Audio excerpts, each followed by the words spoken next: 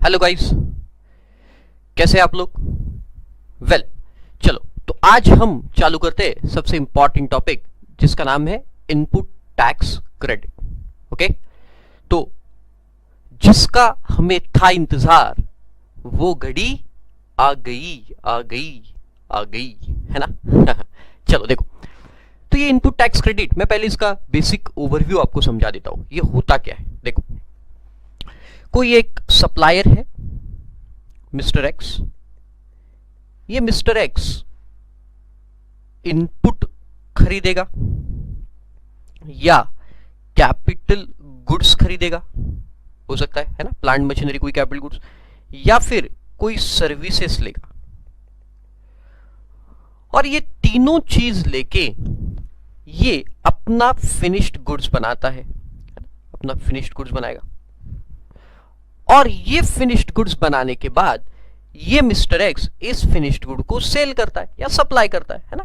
तो सप्लाई किसको किया? मान के चलो मिस्टर वाई को सप्लाई किया। ओके, तो देखो, ये जो मिस्टर एक्स है, इसने इनपुट खरीदे, इसने कैपिटल गुड्स खरीदे, इसने सर्विसेज खरीदी, और ये सर्विसेज के ऊपर ऑलरेडी इसने जीएसटी पे कर चुका है, गवर्नमेंट को पे कर दिया है ना? अब ये जो जीएसटी उसने गवर्नमेंट को पे कर चुका है, और अब फिनिश्ड गुड्स जब बनाएगा, लेट्स से ये फिनिश्ड गुड्स की कॉस्ट है, मतलब सेल्स प्राइस जो वैल्यू पे ये बेच रहा है, सप्लाई का प्राइस, वो 100 रुपीज। अब ये 100 रुपीज पे मिस्टर एक्स क्या करेगा? जीएसटी लगा के देगा, let's say at the rate of 10%। किसको लगा के देगा बेटा? मिस्टर वाई को। इसको थोड़ा बड़ा वैल्यू ले लेते, 1000 रुपीज, तो जीएसटी 10% मतलब 100 रुपीज। तो ये मिस्टर वाई से 1100 रुपए कलेक्ट करेगा। 1100 rupees he will collect from mister Y. Okay, अब ये मिस्टर वाई से जो 1100 रुपीज कलेक्ट करेगा, लेकिन मुझे बताओ, क्या ये पूरे 1100 मिस्टर एक्स की इनकम है क्या, या उसको उसके पास रहने वाला है क्या ये प्राइस? नहीं, ऑब्वियस सी बात है, नहीं रहने वाली। इसमें से जो 100 रुपए है, ये जो 100 रुपीज है, ये तो उसे गवर्नमेंट को पे करना है ना?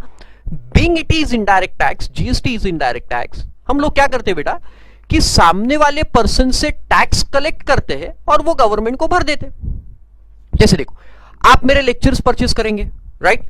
आप मेरे जब लेक्चर्स परचेस करेंगे तो मैं आपको जीएसटी लगा के दूंगा, और वो जीएसटी आपसे कलेक्ट करूंगा, बराबर?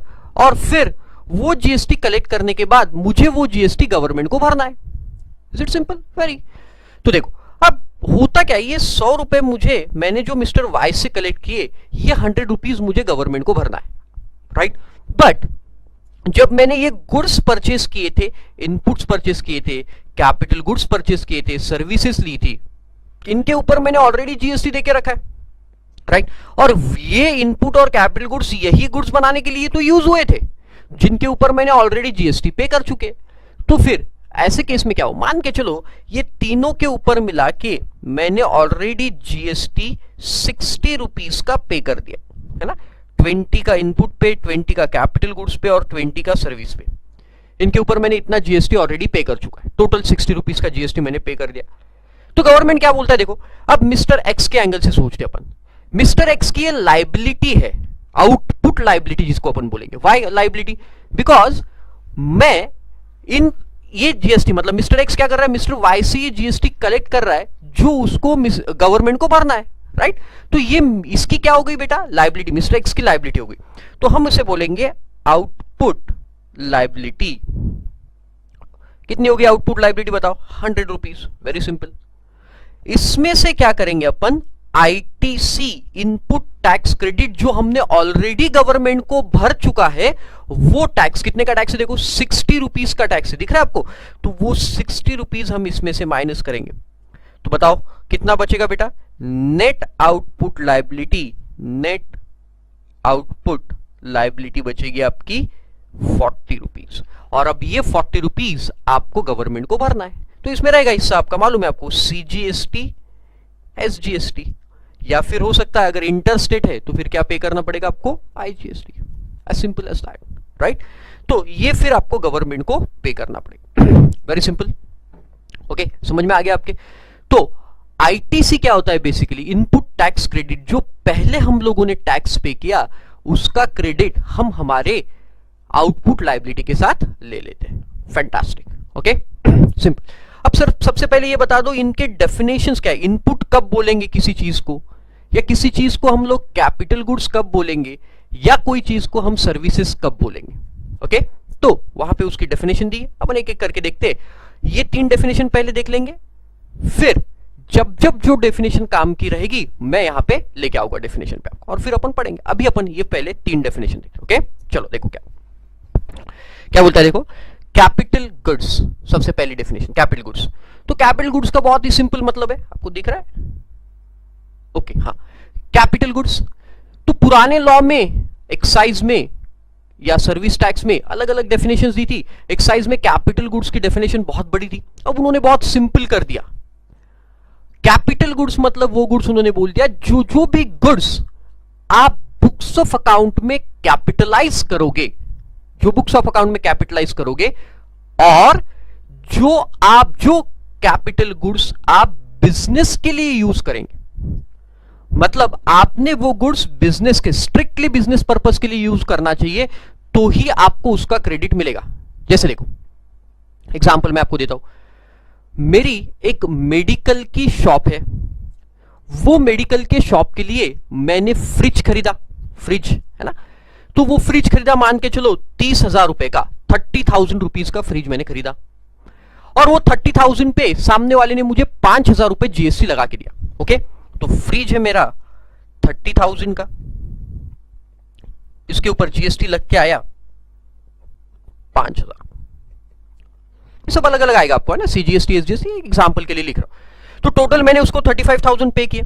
अब देखो ये जो फ्रिज है ये मैं मेरे मेडिकल शॉप में यूज करने वाला हूं, है ना, दवाइयां वगैरह रखते हैं उसमें, तो मेडिकल शॉप में यूज करने वाला हूं।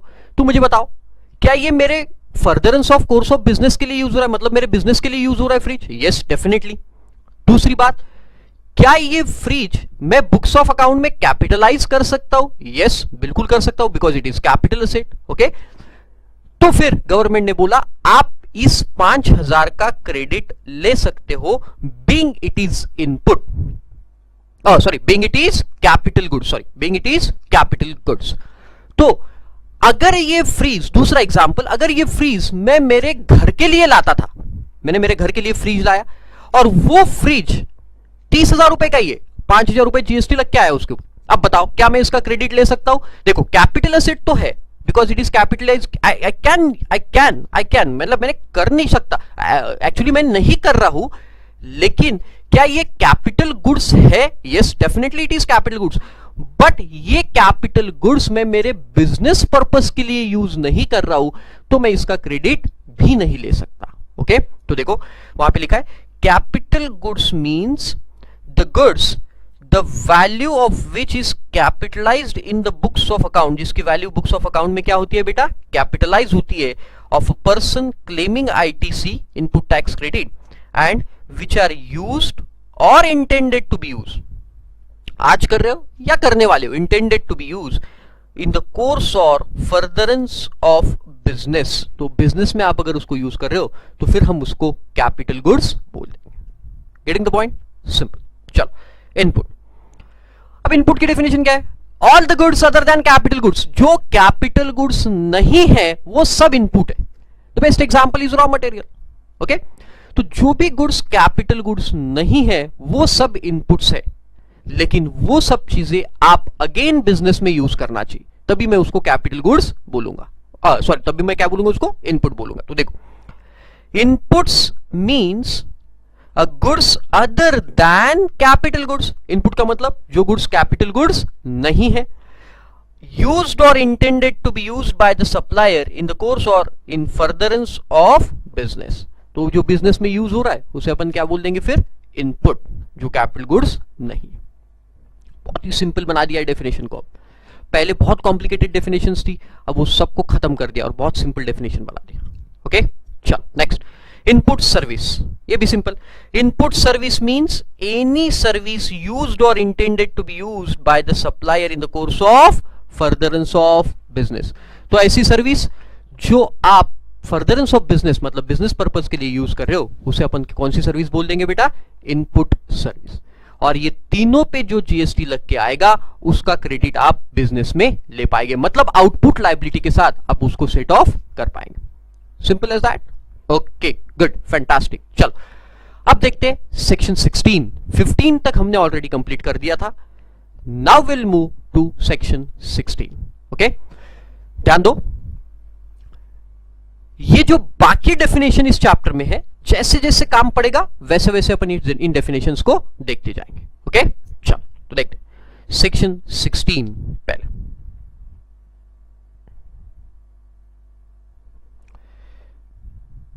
उसका क्वेश्चन नीचे चले गया, उसका हेडिंग है देखो, eligibility and condition for taking ITC. तो क्या कंडीशंस है इनपुट टैक्स क्रेडिट लेने के लिए? एलिजिबिलिटी एंड कंडीशंस, आप इनपुट टैक्स क्रेडिट कब ले सकते हो? Eligibility and conditions of taking input tax credit, और explain the eligibility and conditions for taking input tax credit. तो कौन सी ऐसी कंडीशंस है जिसमें आप इनपुट जो सेटिस्फाई करने के बाद आप इनपुट टैक्स का क्रेडिट ले सकते हो? और ये पूरा दिया है बेटा सेक्शन 16, है ना। बहुत सिंप्लीफाइड फॉर्मेट में नहीं दिया है, क्वेश्चन आंसर फॉर्मेट में दिया हुआ है, तो आपको जल्दी से समझ में आएगा। देखो सबसे पहला पॉइंट है, देखो, only registered person is eligible to take the ITC. मतलब जो हमने मिस्टर एक्स देखा अभी भी एग्जाम्पल में, उसने कैपिटल गुड्स खरीदे थे, उसने इनपुट्स खरीदे थे, उसने इनपुट सर्विस खरीदी थी जिसके ऊपर उसने जीएसटी पे कर दिया था, अरे याद है आपको? तो वो मिस्टर एक्स तभी क्रेडिट ले पाएगा अगर वो मिस्टर एक्स रजिस्टर्ड पर्सन है। मतलब अगर वो मिस्टर एक्स जीएसटी लॉ में रजिस्टर्ड नहीं है तो he is not eligible to take the GST credit or ITC input tax credit. आपके समझ में आया बेटा? तो पहली इंपॉर्टेंट कंडीशन है, अगर आपको क्रेडिट लेना है तो आपको रजिस्टर्ड होना पड़ेगा, और वो तो आपको पता ही है कि वो जो गुड्स है वो आपको इन the course of furtherance of business भी यूज करना पड़ेगा। ओके, तो ये दो कंडीशन बहुत इंपॉर्टेंट है। चलो देखो पहला क्या बोलता है, ओनली रजिस्टर्ड पर्सन, सिर्फ और सिर्फ registered person eligible to take ITC, वही आईटीसी का क्रेडिट आईटीसी ले सकता है। तो every registered person shall subject to such a condition and restriction as may be prescribed and in a manner specified in section 49 be entitled to take the input tax credit, वो input tax credit ले सकता है, charged on any supply of goods or services or both। जो किसके ऊपर charge किए गए बेटा? गुड्स या फिर सर्विसेज या फिर दोनों, which are used or intended to be used in furtherance, in course of furtherance of a business, and the said amount credited to electronic credit ledger of that person। समझ में आ गया? तो देखो, वो जो इनपुट कैपिटल गुड्स और input services जो आपने खरीदे जिनके ऊपर जीएसटी लग के आया, उसका क्रेडिट आप तभी ले सकते हो अगर वो गुड्स आपने, अगर वो पूरे तीनों गुड्स या सर्विसेज आपने बिजनेस के लिए यूज किए, और एक इलेक्ट्रॉनिक क्रेडिट लेजर, दो लेजर रहते हैं वैसे जीएसटी में, एक जो रिटर्न आप देखोगे मैं आपको दिखाऊंगा बाद में, एक इलेक्ट्रॉनिक क्रेडिट लेजर रहता है और एक इलेक्ट्रॉनिक कैश लेजर रहता है। ओके, तो जीएसटी का जब भी अपन क्रेडिट लेते हैं तो वो हमारे इलेक्ट्रॉनिक क्रेडिट लेजर में जमा हो जाता है, और फिर जब आपके आउटपुट टैक्स लायबिलिटी आती है तो वो लायबिलिटी के साथ ये क्रेडिट लेजर का अमाउंट आके सेट ऑफ करता है, और अगर अमाउंट कम पड़ गया तो फिर आपको इलेक्ट्रॉनिक कैश लेजर से अमाउंट देना पड़ेगा। मतलब आपको एक्चुअल चालान पेमेंट कैश से करना पड़ेगा, राइट? तो वो इन the course of furtherance of business होना चाहिए, और वो क्रेडिट आपका इलेक्ट्रॉनिक क्रेडिट लेजर में चले जाएगा, वहां से आपको क्रेडिट उठा के इधर फिर भरना पड़ेगा। ओके, चल नेक्स्ट पॉइंट, ये हो गया 16(1). तो कौन ले सकता है बेटा 16(1) में credit? Only registered persons, only registered person are eligible to take the input tax credit. Second, conditions for to be satisfied for taking ITC. क्या क्या कंडीशंस है आईटीसी लेने के लिए, जरा देखते हैं अपन। Notwithstanding anything contain in this section, no registered person shall be entitled to take a credit of input tax in respect of any supply of goods or services or of both unless, मतलब क्या 16(2) बोलता है कि आप registered person हो तो भी आप ये कंडीशन को जब तक सेटिस्फाई नहीं करोगे तब तक आपको क्रेडिट नहीं देंगे।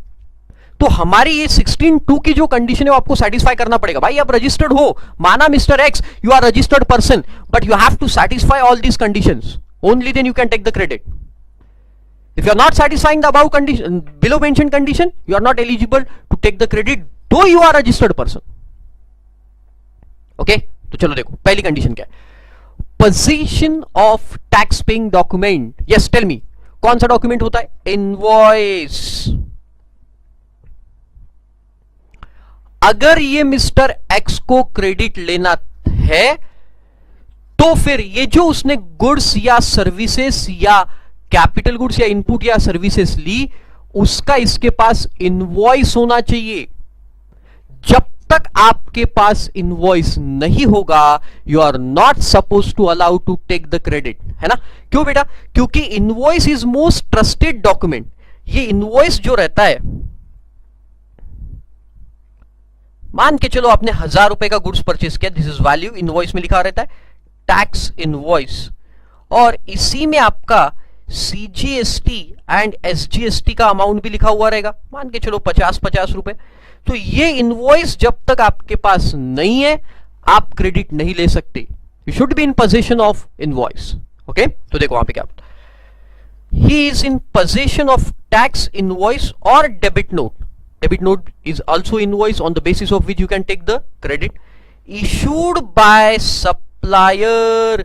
तो ये सप्लायर ने इशू किया हुआ होना चाहिए under this act or such other tax paying document as may be prescribed। और इसके अलावा कोई भी टैक्स पेइंग डॉक्यूमेंट आपके पास में होना चाहिए, तभी आप उसका क्रेडिट ले सकते हो।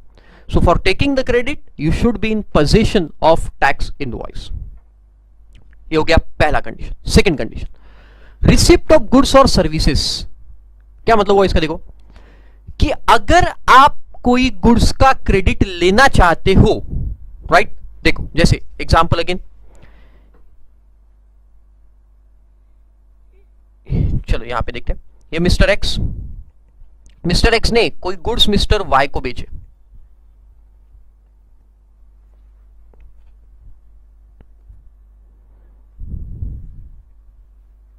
मिस्टर एक्स ने कोई गुड्स मिस्टर वाई को बेचे।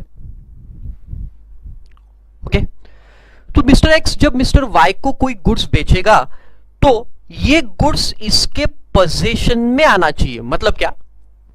मान के चलो कि मिस्टर एक्स ने 1 जनवरी 2018 को कोई गुड्स फैक्ट्री से बाहर निकाले, ये उसकी फैक्ट्री सप्लाई करने के लिए फैक्ट्री से बाहर निकाले, और ये गुड्स इसको मिले 2 फरवरी 2018 को, 2 फरवरी 2018 को ये गुड्स रिसीव हो गए। किसको रिसीव हुए बेटा? मिस्टर वाई को। तो ये मिस्टर वाई क्रेडिट कौन से महीने में ले सकता है? देखो mister X is supplier in this case, mister Y is recipient.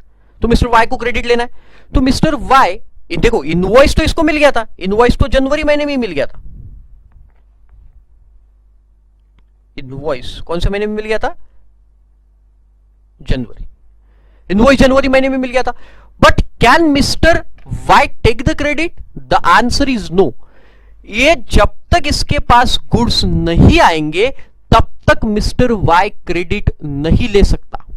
Are getting the point? तो देखो वहां पे क्या बोलता है बेटा, वहां पे क्या बोलता है, देखो रिसिप्ट ऑफ गुड्स और services, he has received the goods or services or both। तो जो रेसिपिएंट है उसको गुड्स या सर्विसेज दोनों जब मिल जाएंगे तभी वो क्रेडिट ले सकता है। आया आपके समझ में? लेकिन इसके केस में एक प्रॉब्लम हो गया। देखो क्या, मैं आपको समझाता हूं कैसे प्रॉब्लम हो गया। देखो मान के चलो ये सप्लायर है,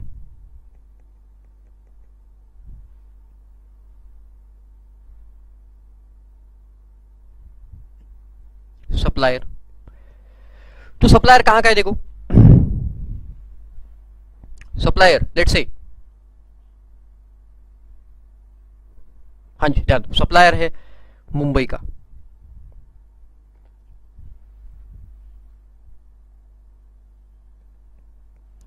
मुंबई का सप्लायर है। एक सेकेंड,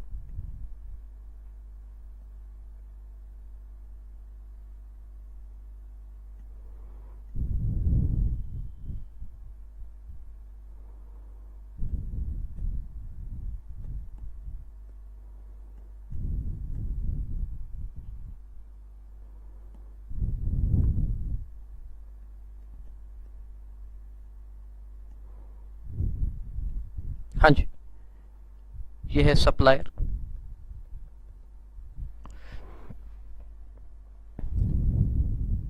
सप्लायर है मुंबई का,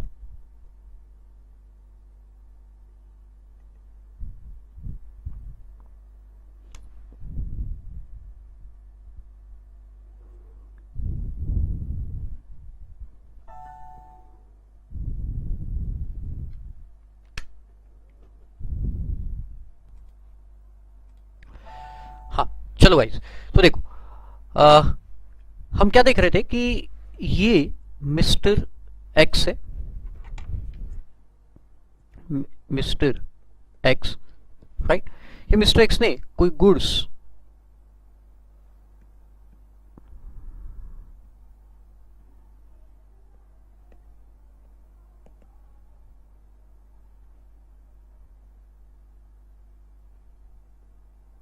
मिस्टर एक्स ने कोई गुड्स मिस्टर वाई को सप्लाई की, बराबर, मिस्टर वाई को सप्लाई की ना।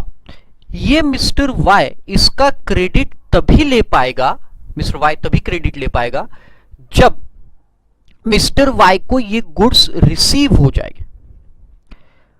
तो गुड्स अगर रिसीव नहीं होंगे तो mister Y is not eligible to take the credit, right. देखो अब इसमें दूसरा प्रॉब्लम क्या हो सकता है, देखो ये है मिस्टर एक्स, मान के चलो ये है मुंबई का, राइट, मिस्टर एक्स है मुंबई का। अब मिस्टर एक्स ने क्या किया, ये मुंबई के मिस्टर एक्स ने मिस्टर वाई को उसको गुड्स भेजना था, मिस्टर वाई ने ऑर्डर किया। अब मिस्टर वाई को ये गुड्स, मिस्टर वाई नागपुर में, मिस्टर वाई को ये गुड्स जॉब वर्कर के पास देना है, और ये जॉब वर्कर भी मुंबई में ही है, मुंबई में कौन है, जॉब वर्कर, जॉब वर्कर भी मुंबई। तो मिस्टर वाई ने मिस्टर एक्स को क्या बोला, अरे यार मैं गुड्स नागपुर मंगवाऊंगा फिर नागपुर से मुंबई भिजवाऊंगा, इससे अच्छा तू डायरेक्ट एक काम कर, मुंबई से मुंबई में डायरेक्ट ये गुड्स जॉब वर्कर को दे दे, राइट। तो ये गुड्स देखो, मिस्टर एक्स ने on direction of recipient, recipient के डायरेक्शन पे गुड्स डायरेक्ट जॉब वर्कर को भेज दिए। आप समझ रहे हो मैं क्या बोल रहा हूं। तो ये goods on the direction of mister Y, goods are directly send to the job worker. लेकिन प्रॉब्लम हो गया, प्रॉब्लम ये हो गया कि लॉ बोलता है कि goods should be received by the recipient, तभी ये क्रेडिट ले सकता है। अब ये रेसिपिएंट के पास में गुड्स आए नहीं, तो ये क्रेडिट वाला कैसे ले पाएगा, तो फिर से प्रॉब्लम हो गया। तो फिर लॉ में लिख दिया कि अगर रेसिपिएंट के डायरेक्शन पे किसी थर्ड पर्सन को गुड्स जा रहे हैं, जिस दिन ये गुड्स ये थर्ड पर्सन को रिसीव हो जाएंगे उस दिन हमारा रेसिपिएंट क्रेडिट ले सकता है, मतलब बायर क्रेडिट ले सकता है, राइट।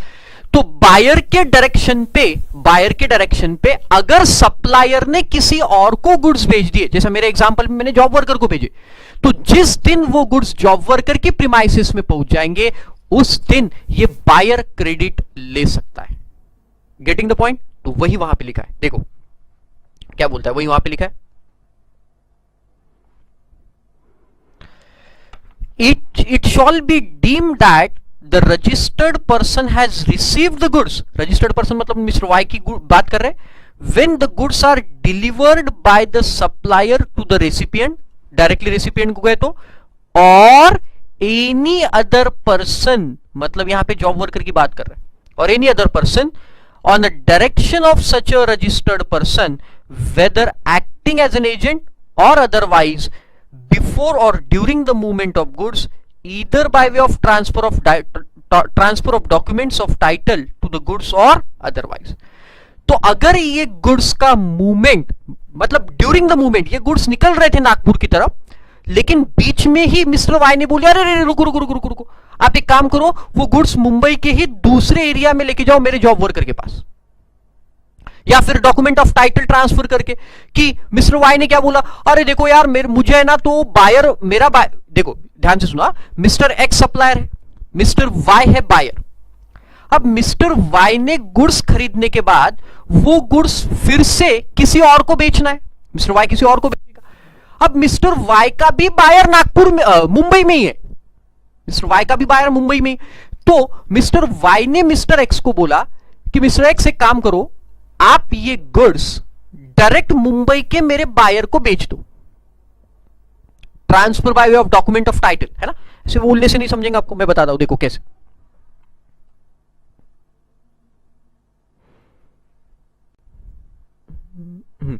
यहां पे देखो, ये मिस्टर एक्स है, इसने ये मुंबई का बताया मैंने आपको, मुंबई, इसने गुड्स मिस्टर वाई को बेचे, मिस्टर वाई नागपुर का है, बराबर।